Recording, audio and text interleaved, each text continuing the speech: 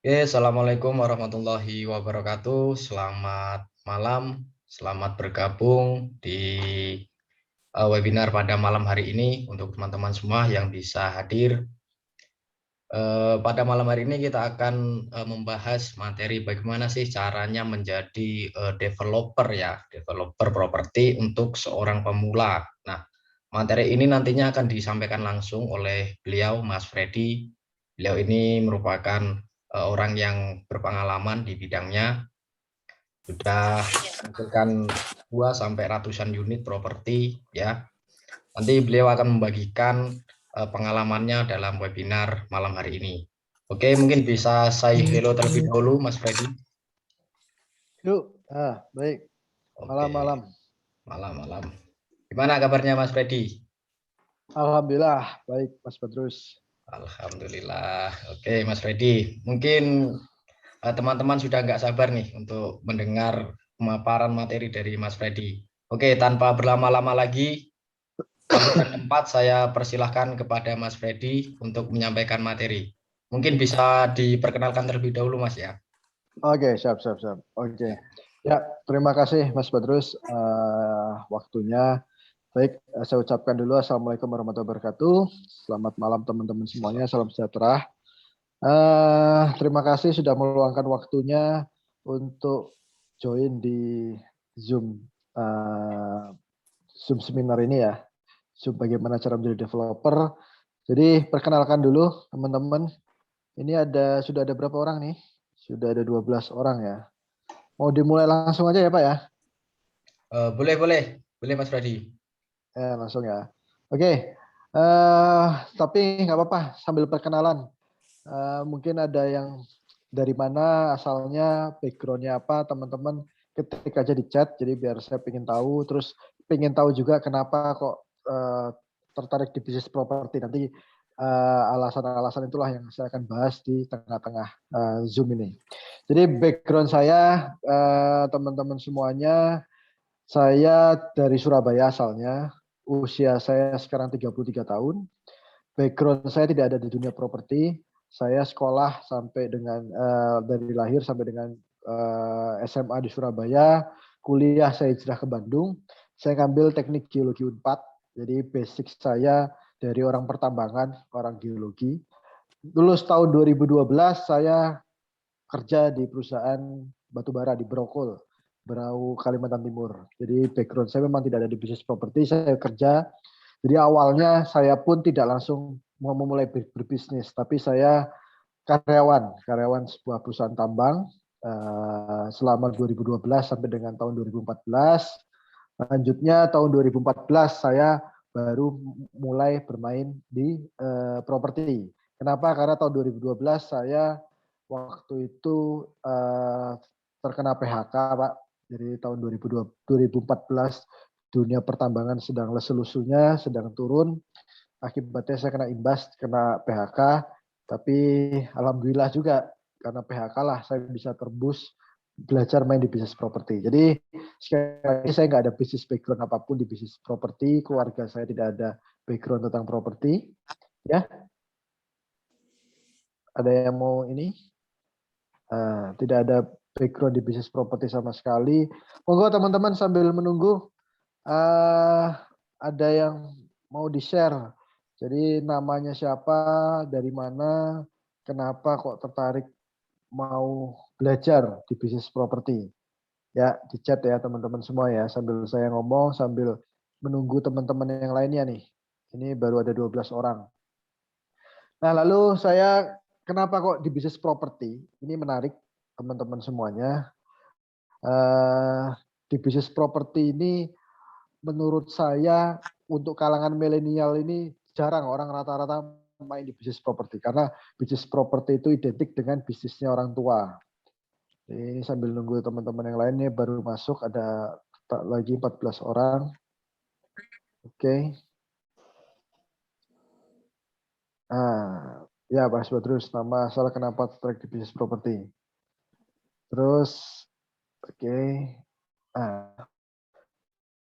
Terus di bisnis properti ini menarik teman-teman semuanya. Ini suara saya terdengar? Terdengar. Oke, terdengar ya. Sebentar, sebentar, sebentar. Sebentar. Oke. Oke. Ya, saya sapa dulu teman-teman ya, nih ya sambil menunggu yang lainnya.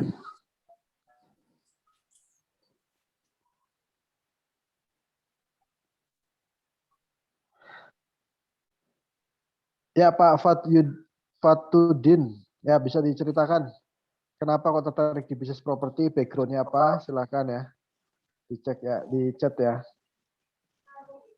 sambil menunggu yang lainnya lah. Sudah 16, supaya nanti teman-teman yang lain tidak kelewat materinya. Itu.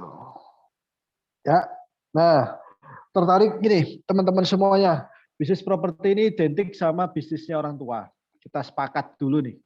Bisnisnya orang tua. Karena saya dulu memulai bisnis ini juga orang-orang pada bilang ketika saya mau memutuskan untuk berbisnis, teman-teman seusia saya waktu itu umur 25 tahun, 26 tahun. Bro, lu mau usaha apa? Gue mau usaha properti. Ya, bisnis properti itu bisnisnya orang tua yang pertama. Yang kedua, sepakat juga bisnis properti ini bisnis yang padat modal. Kenapa padat modal? Karena ngomongin soal tanah, nih nggak ada suaranya Pak. Ada suaranya kah? Suara saya kedengar? Ada Mas. Dengar. Oh, dengar ya. Ada. Nah. Oke, terima kasih Pak Ariel nih sudah masuk. Lalu Pak Aksus ini Pak Fatudin dari Sulawesi Barat. Waduh, Kota Polewali Mandar. Saya awam di bisnis properti karena mau belajar. Oke. Ini saya sapa lagi Bu Mirna Mardani. Tinggal di Timika, Papua. Background saya seorang apoteker, bekerja di rumah sakit. Awal berminat dengan properti karena ada tanah keluarga yang tidak termanfaatkan. Wah bagus ini, artinya sudah punya tanah sendiri, mau dijual sejak 10 tahun yang lalu, tapi belum ada yang beli karena mungkin belum cocok dengan ukuran hampir setengah hektar. Lalu melihatkan bisnis properti, mudah-mudahan ada jalan. Nah, ya, ini Bu Mirna bagus, artinya sudah punya lahannya. Nanti saya akan bahas lahannya setengah hektar. Itu kita tidak mengajarkan Bu Mirna langsung mengerjakan setengah hektar, tapi dipecah-pecah menjadi mungkin 1000 meter, mungkin depannya dulu 500 meter dulu depannya yang bisa dibangun, baru nanti ketika Bu Mirna sudah punya modalnya, punya ilmunya, pengembangan ke belakangnya itu lebih bagus. Jadi tadi kembali lagi, saya cerita lagi di awal, bisnis properti, bisnis padat modal, sepakat ya teman-teman ya. Tapi itu saya berpikir kalau bisnis properti itu yang ideal ya tadi mungkin main tanahnya setengah hektar, 1 hektar, main klaster. Tapi saya berpikir kalau kita pemula, ya mainlah yang skala pemula itu yang masuk akal tuh main luas tanah 100 meter, 200 meter. Modalnya pun bisa diminimalisir sesuai dengan kantong bapak ibu lah.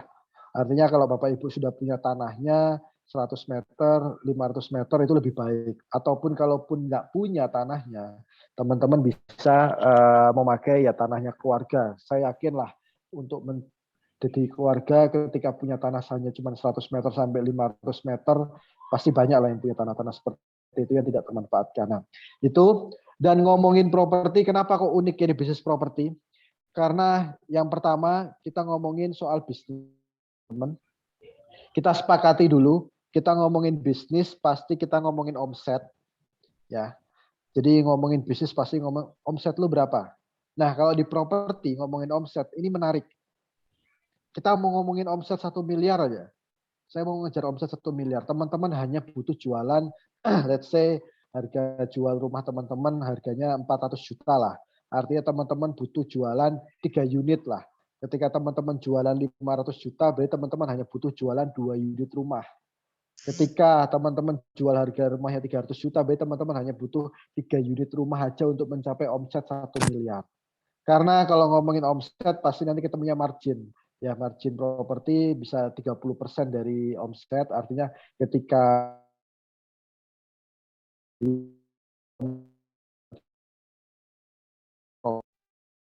bisnis lainnya. Kalau bisnis yang lainnya itu ngomongin omset, contoh teman saya waktu itu dulu sama PHK dari tambang, teman saya bermain bisnis kuliner, mencapai omset sebulan juta itu berat banget. Mencapai omset itu pun sudah punya pegawai, punya pinjam ngontrak tempatnya, modalnya cukup besar. Nah, tapi kalau di properti teman-teman jual 3 unit, teman-teman nggak perlu memakai pegawai. Jadi teman-teman, saya memulai bisnis ini tahun 2014, unit itu pun saya tidak memakai.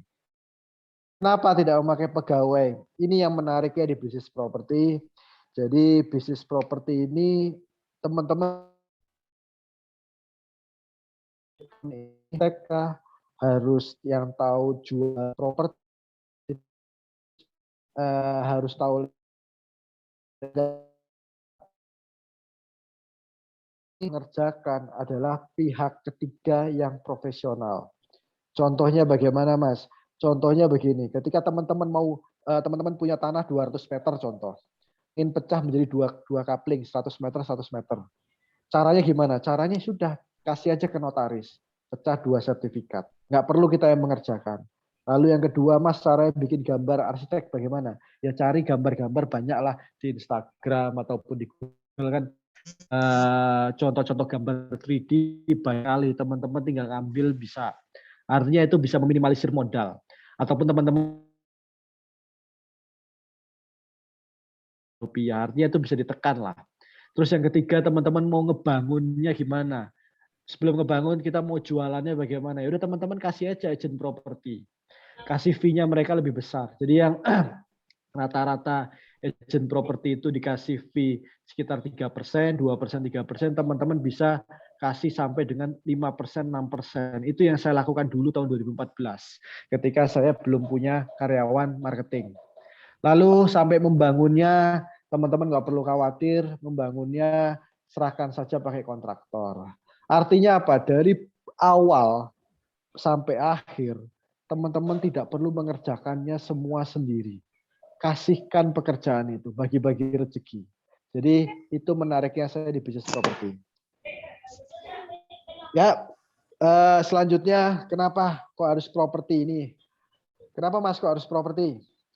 Yang pertama adalah karena saya kaum milenial nih teman-teman. Kalau kita berpikirnya kita jual beli mobil lah. Contoh kita jual beli mobil, pasti kita gonta-ganti mobil. Pasti kita hari Senin mobilnya A, minggu depan mobilnya B, karena kita jualannya mobil. Begitu pula ketika kita jualannya kuliner, pasti kita tidak mungkin kelaparan. Pasti makan terus setelah tercukupi. Sama halnya dengan kita berbisnis properti. Pasti tanah kita, aset tas sertifikat kita pasti banyak. Pasti dapat gampang lah aset-aset properti. Sedangkan orang di luar sana berlomba-lomba berangkat pagi pulang sore atau bekerja berusaha mengejar yang namanya mengejar aset properti. Sedangkan kita jualan properti. Artinya sertifikat kita pasti banyak, tabungan kita pasti banyak. Itu saya simple berpikirnya kenapa sih harus di properti. Jadi itu teman-teman. Lalu yang kedua yang menggelitik saya, teman-teman semuanya mungkin di sini saya mewakili kaum milenial. Jadi teman-teman bisa lihatlah realita yang terjadi di Indonesia sekarang. Kalau bahkan di media-media online itu memberitakan kalau generasi kaum milenial ini bisa menjadi kaum gelandangan. Kenapa? Karena harga properti itu tidak sebanding dengan gaji teman-teman semuanya. Kenaikan harga properti itu tidak sebanding dengan kenaikan gaji lah. Artinya ketika teman-teman kenaikan gaji setahunnya mungkin bisa baguslah 10%, tapi kalau properti kenaikannya lebih dari itu teman-teman semuanya. Nah, artinya apa? Artinya apa? Jangan sampai kita sebagai kaum milenial ini kita tidak peka terhadap ilmu properti. Itu teman-teman semuanya. Silakan, saya mau buka sesi tanya jawab. yang berkaitan dengan properti pemula, di chat aja. Ini di chat, nanti saya juga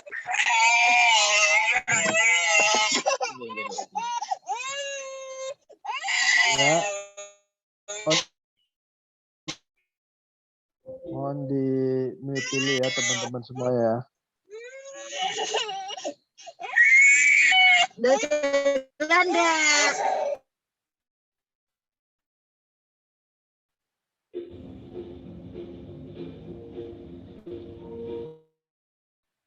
Ya,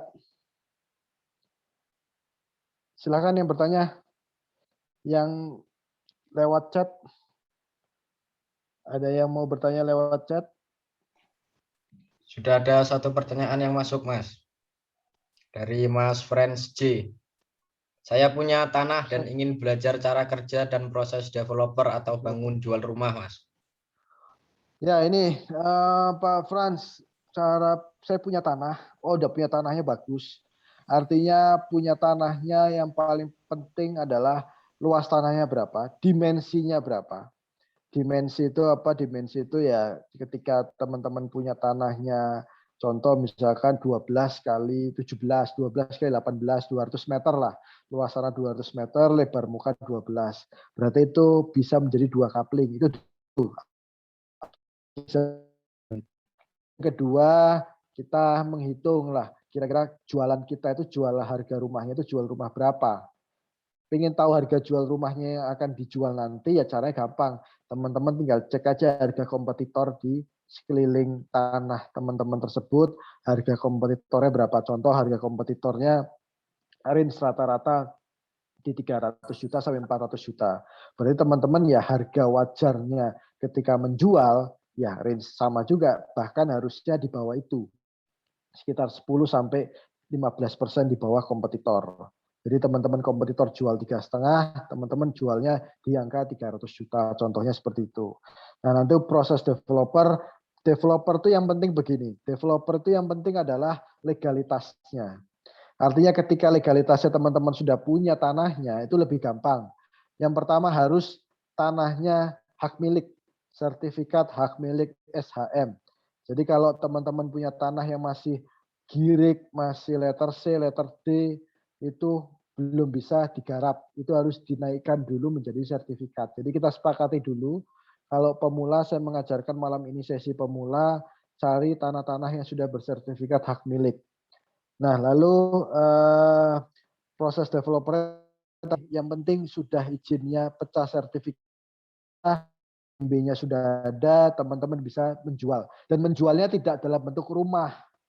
Karena kalau teman-teman jual dalam bentuk rumah, teman-teman modalnya nanti keluar modal lagi untuk membangunnya. Nah, menjualnya dalam bentuk apa? Jual dalam bentuk brosur. Jadi teman-teman bikinlah brosur yang bagus. Karena apa? Pengembang-pengembang besar itu jualan mereka bukan jualan rumah, Pak. Mereka jualannya dalam bentuk brosur-brosur atau market-market yang rencananya akan dibikinnya seperti ini, video-video 3D. Jadi teman-teman, saya alhamdulillah dari tahun 2014 sampai 2021 sekarang ini, saya belum pernah membuat rumah contoh. Jadi setiap lahan yang saya garap, saya pasti jualan dulu, jualan gambar dulu, jualan brosur dulu. Baru nanti ketika konsumennya baru saya bangun. Nah, ini ada tanya lagi. Itu ya Pak Frans ya. Terus katakan semua modal dari bank apakah masih menguntungkan? Nah, saya sarankan untuk pemula tidak memakai modal dari perbankan.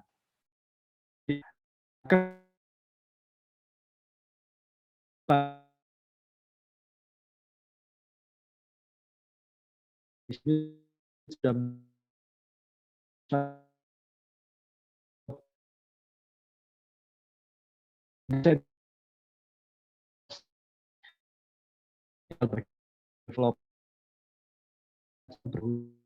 saya mengajarkan bagaimana cara kita bekerja sama dengan perbankan.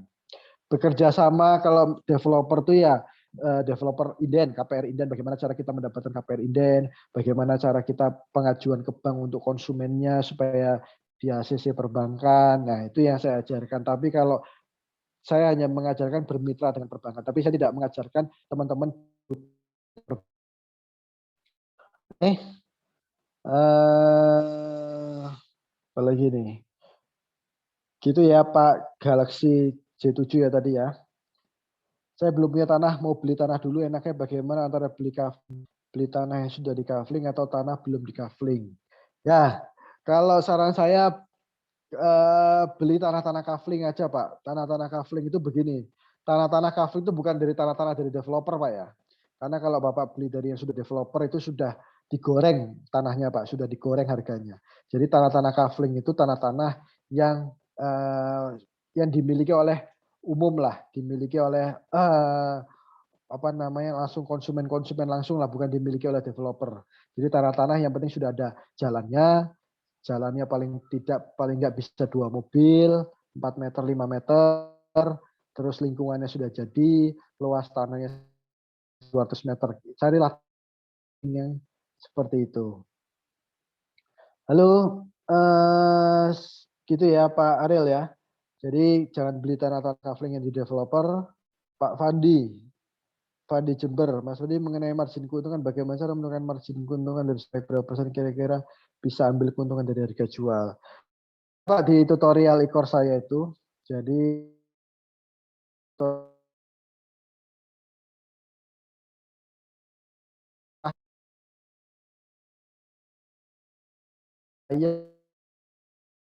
saya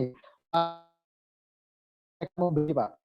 Ketika teman-teman sudah punya tanahnya itu beda cerita. Tapi ketika kita mau beli tanahnya, kita harus menghitung Pak. Namanya kita kan pedagang. Jadi developer itu kan pedagang. Kita beli tanahnya sekian, 100 juta contohnya, bangun 100 20 juta, kita jual di 300. Berarti artinya ada profit 80 juta di situ. Nah, itu semua ada hitungannya di tutorial saya. Jadi kalau ngomongin margin, sekilas saja saya kasih tahu teman-teman, saya buka. Jadi kalau ngomongin keuntungan, rata-rata saya itu harus 100% dari harga tanah. Jadi ketika tanahnya itu 200 juta, saya harus untungnya juga sama 200 juta juga, Pak. Jadi 200 juta balik modal tanahnya, saya mendapatkan profit lagi 200 juta. Jadi saya ngitungnya adalah 100% dari harga tanah, Pak. Itu semua ada di quick count-nya Pak, di tutorial saya itu bagaimana cara menghitung cepat tanah ketika kita bangun rumah di atasnya, untungnya berapa. Terus Pak Eko Hanapi, pangsa pasar Palu adalah rumah subsidi. Jika dibangun untuk rumah komersil berimbas kepada kesulitan pemasaran sebab keuntungan kebutuhan pasar lebih ke rumah subsidi. Apakah memungkinkan membangun rumah subsidi hanya 1-2 unit? Nah, gini Pak, kalau rumah subsidi itu ada aturannya Pak. Jadi tidak bisa sembarangan orang kita bisa membangun rumah subsidi. Apa sih rumah subsidi itu Pak? Rumah subsidi itu adalah rumah dari program pemerintah di mana konsumennya mendapatkan fasilitas keringanan kredit, bunganya rendah, DP-nya rendah, dan lain sebagainya. Itu ada ketentuan-ketentuannya Pak. Nah kalau untuk pemula main skala 1 unit, 2 unit harga subsidi, artinya begini, kita pasti nggak bisa sama Pak dengan program pemerintah. Tapi kalau harga rumahnya mungkin kita bisa bersaing. Jadi harga rumahnya kita rumah subsidi 150 juta contoh. Kita jadi naikin mutu Pak. Naikin mutu karena kalau rumah subsidi kan mutunya kurang baik, kurang bagus. Lalu kita naikkan mutunya, kita jualnya di angka 180 juta contoh. Bapak tinggal harga rumah subsidinya di Palu berapa, nah, tinggal dinaikkan 20-30 juta, tapi kualitasnya lebih bagus. Menurut saya itu pasar yang lebih bagus Pak. Itu ya. Terus ada lagi yang tanya. Ya, saya tanya lagi nih. Saya jawab pertanyaan-pertanyaan dulu. Lalu saya belum punya lokasi. Gimana untuk bisa kerjasama dengan si punya pemilik tanah, bisa kerjasama dengan bank? Ya, itu belum punya lokasi, bisa kerjasama dengan punya pemilik. Bisa Pak. Jadi saya pun masih sama sampai sekarang kerjasama dengan pemilik tanah, kerjasama dengan investor, lalu kerjasama dengan perbankan, itu semua nanti ada Pak di tutorial saya itu bagaimana cara kita bernegosiasi dengan pemilik tanah. Karena tidak semua pemilik tanah itu kan pastinya mau diajak kerjasama. Tinggal kita meyakinkan aja dengan pemilik tanah keamanannya seperti apa. Karena ini yang dibutuhkan itu Pak, kalau pemilik tanah ya pasti keamanannya bagaimana. Sama lah, pemilik tanah dengan investor itu sama. Saya anggap investor itu juga sebagai pemilik tanah itu juga sebagai investor. Pertanyaan mereka pasti keamanan saya apa? Yang pertama. Yang kedua, bagi hasil saya berapa kalau saya kerjasama dengan Anda. Contoh harga jual tanahnya 200 juta, contoh 100 juta, 200. Kalau sama dengan kamu, berapa bagi hasilnya? Kan itu pertanyaannya Pak. Karena apa? Ada waktu tahun, jadi yang tadinya dia bisa menjual 200 juta, dia bisa mendapatkan profit tambahan 100 juta, 300 juta, worth it lah. Artinya dia mendapatkan profit keuntungannya sekitar 50%. Nah itu Pak caranya. Semua ada di tutorialnya.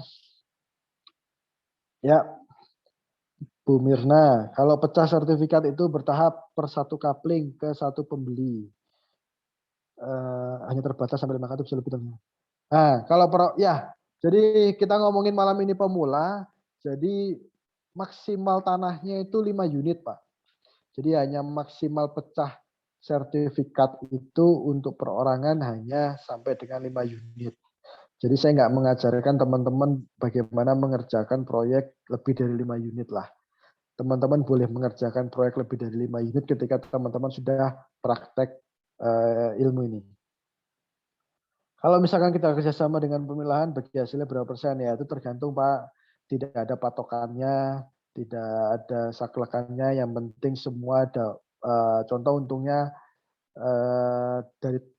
dari tanahnya untungnya 100 juta, berarti ya kita bisa 50-50, 40-60 lah seperti itu. Yang penting saling menguntungkan dan aman Pak. Yang penting kalau untung besar tapi nggak aman percuma.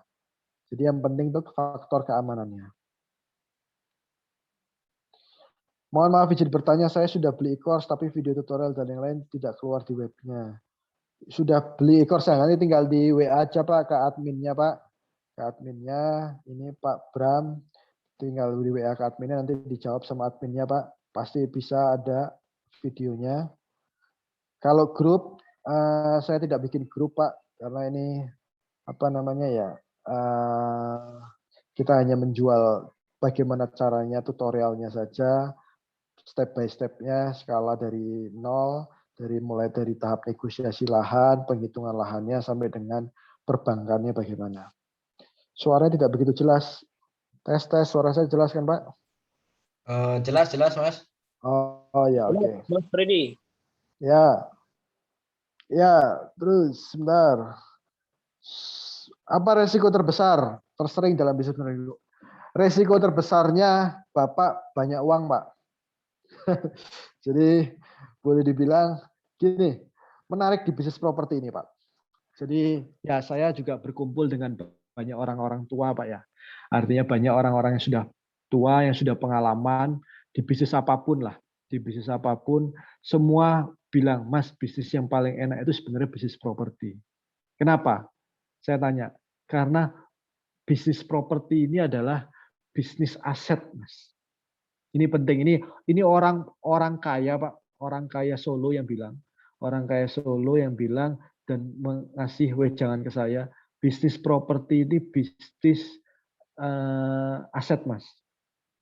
Artinya begini, ketika saya berbisnis yang lain, contoh dia bisnisnya misalkan trading atau apapun lah itu ya, Bapak pasti investasinya adalah bisnis modal kerja. Ketika contoh kita ngomongin yang simpel aja lah, kuliner lah. Kuliner itu Bapak sewa rukonya, terus beli alat-alatnya, itu semua modal kerja, Pak. Ketika bisnisnya itu nggak bagus, sudah habis, Pak. Artinya sewanya hilang, terus beli alat-alatnya depresiasi turun banget, terus bahan baku semua turun. Artinya apa? Ketika teman-teman memulai bisnis kuliner atau apapun, modal 200 juta contoh atau 100 juta, habisnya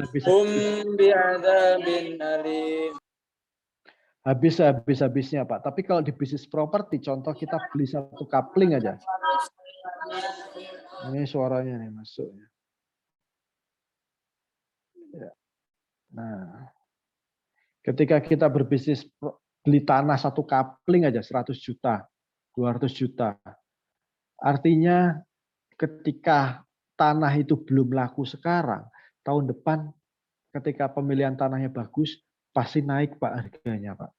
Jadi di bisnis properti ini menariknya tidak ada yang nggak laku Pak di bisnis properti. Hanya kita mau untungnya di berapa. Jadi nggak ada di bisnis properti itu yang oh nggak laku, oh ya mungkin keuntungan kita terlalu besar, kita mengurangi keuntungan kita pasti laku Pak. Jadi itu menarik di bisnis properti. Jadi modalnya bisnis teman-teman tuh aset bukan di modal kerja. Kalau di bisnis yang lainnya adalah banyaknya modal kerjanya Pak. Yang itu saya sudah WA admin dari siang Pak, tidak ada jawabannya ya. Monggo nanti Pak admin ya. Ini Mas Bram ya. Tolong di follow up. Bagaimana Siap. jika calon pembeli menanyakan legalitas developer? Nah, tadi Pak, intinya semua developer itu harus kita prioritaskan legalitas. Legalitas untuk pemula itu ya tadi pertama adalah pecah sertifikat, yang kedua adalah IMB. Kalau site plan, izin yang lainnya lingkungan itu tidak berlaku untuk pemula untuk yang kaflingan 1 sampai 3 unit, 4 unit, Pak.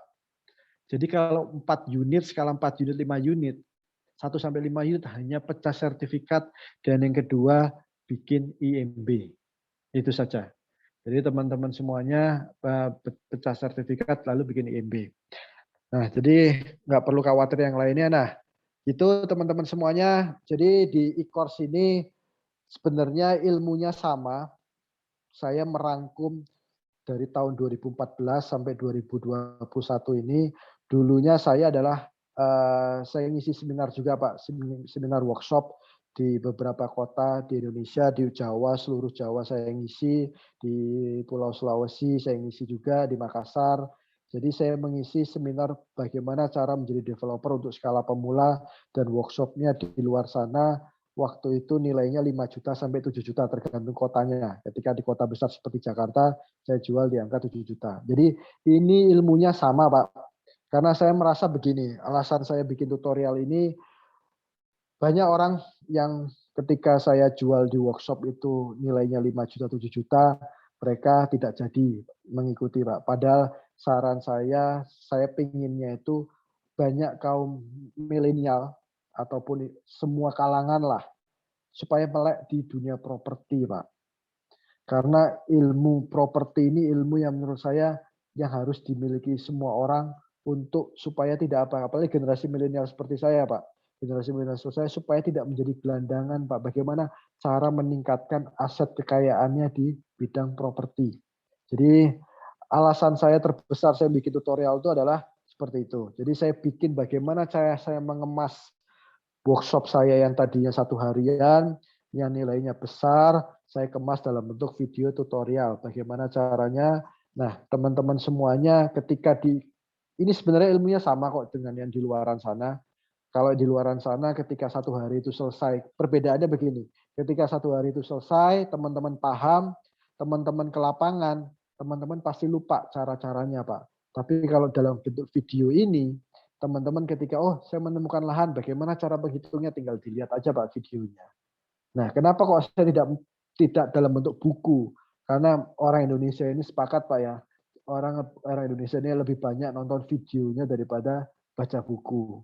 Makanya saya bikin bagaimana video tutorialnya, step by step-nya dari tahap pemilihan lahan. Jadi Bapak akan belajar nanti di tutorial itu saya akan ajarkan bagaimana memilih lahan yang cocok untuk skala pemula. Karena tidak semua lahan cocok untuk pemula. Lalu yang kedua, bagaimana cara menghitung quick count-nya, Pak?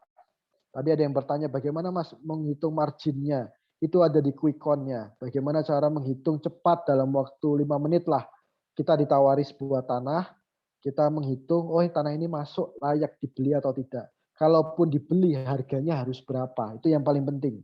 Karena kita prinsipnya adalah pedagang. Beli semurah mungkin, jual setinggi mungkin. Itu ada di quick count-nya. Lalu yang ketiga, bagaimana cara negosiasi dengan pemilik tanah, bagaimana cara negosiasi dengan investor, bagaimana cara perbankannya. Jadi perbankan bukan kita yang ngutang, Pak, tapi saya mengajarkan bagaimana cara bermitra dengan perbankan. Saya tidak mengajari teman-teman cara berhutang, jadi saya pun tidak pernah berhutang 1 rupiah pun sampai dengan saat ini. Saya hanya bermitra terus dengan perbankan.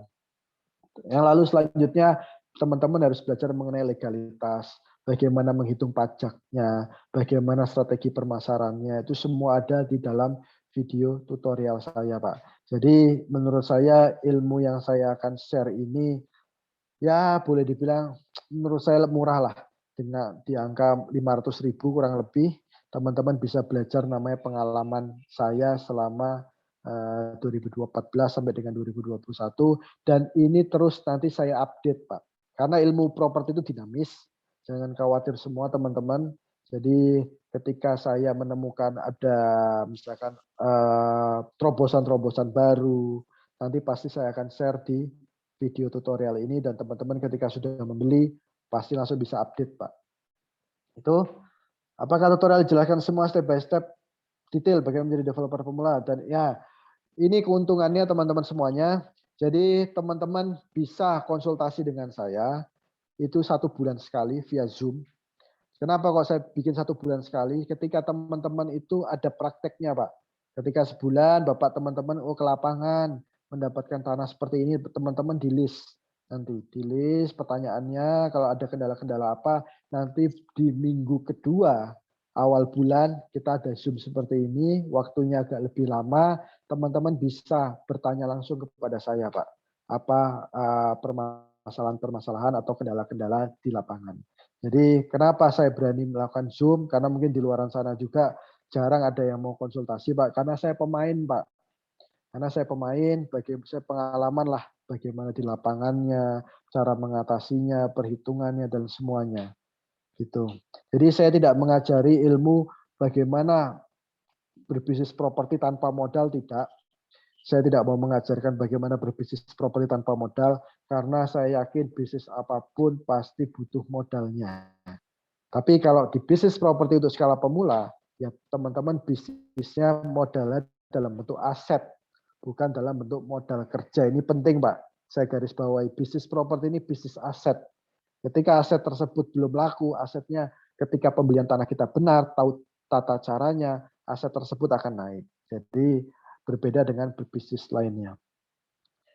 Ini karena setiap tanah lapangan setiap cara berbeda-beda, semua tidak ada yang lebih baik diajarkan pakai video di lokasi tanah tersebut dan gambar layout. Ya betul, Pak. Jadi ya makanya, Pak, di setiap daerah perizinannya pasti berbeda. Yang di sini perizinannya seperti apa, pemasarannya, triknya, semua pemasaran pasti beda. Makanya nanti teman-teman semuanya, tapi ilmu developer ini yang saya ajarkan skala pemula ini bisa dipakai di semua kota. Ini sudah saya praktekkan, bisa dipraktekkan oleh teman-teman murid saya. Yang penting nanti teman-teman konsultasi aja via Zoom meeting setiap bulan sekali, Pak. Mana idealnya dulu dilakukan, saya sambil menjawab pertanyaan, mencari arsitek, mencari kontraktor. Idealnya adalah cari konsumennya dulu, Pak. Gampang. Jadi artinya arsitek itu untuk bikin 3D-nya supaya menarik. Kalau kontraktor itu nanti belakangan. Jadi cari pembelinya dulu. Itu, Pak. Jadi menurut saya ilmu yang saya ajarkan, ilmu yang pengalaman saya kemas dalam bentuk e-course. Nah, saya kemas dalam bentuk e-course. Jadi teman-teman bisa membeli pengalaman. Ini sebenarnya ilmunya sama, Pak. Sama di luaran sana yang harganya 5 juta, 10 juta. Kenapa saya bilang sama? Karena saya juga mengisi workshop tersebut yang jutaan rupiah tersebut, Pak. Jadi ilmunya sama. Yang penting apa teman-teman semua? Apapun teman-teman beli ilmu semahal apapun, ketika tidak dipraktekkan, menurut saya buang-buang waktu dan buang-buang energi, Pak. Jadi apapun ilmunya, jadi bukan masalah di harganya. Menurut saya masalah di actionnya. Gitu teman-teman semuanya. Link resmi untuk pembelian e-course yang mana, Pak, ya? Kami pernah lihat ada promo di beberapa website yang mirip, namanya jadi bingung yang mana. Ya, nanti Pak Admin silakan aja ya dikirim linknya ya Pak Amit ya, Pak Admin ya. Nah, itu developermillennial.com dan developerpemula.com. Kalau tidak ada kantor, pembeli apa yakin? Nah, ini penting. Saya mulai bisnis properti ini tidak punya kantor, Bapak-bapak, Bapak Ibu. Saya bermulai dari kamar kos-kosan di Kota Bandung. Jadi saya tidak punya kantor. Kantor saya bahkan itu ya boleh dibilang di bedeng lah. Bedeng itu apa ya? Bedeng itu kayak kantor kecil untuk proyek tuh loh, Pak. Jadi saya transaksinya, makanya itu yang paling penting adalah legalitasnya. Ketika teman-teman sudah pecah sertifikat, sudah ada IMB-nya, konsumen itu bertanya, Pak, bukan masalah apanya, bukan masalah kantornya. Saya lebih mengedepankan ini loh, apa namanya, ini Pak sertifikatnya, saya sudah pecah, ini IMB-nya.